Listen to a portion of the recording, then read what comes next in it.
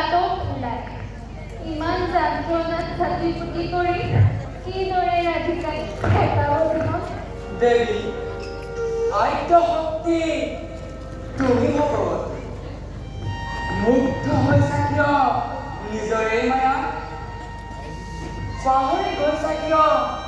গোলোক ধামৰ কথা শ্ৰীৰামৰ হাত তুমি আমি আৰু দাদা বোলো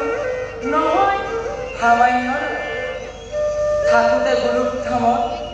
কৰিছিলোঁ অংগীকাৰ পাতিম বুলি ৰাসলীলা গোপীসকলক লগত লৈ যমুনাৰ মাজত তাৰেই আগজাননী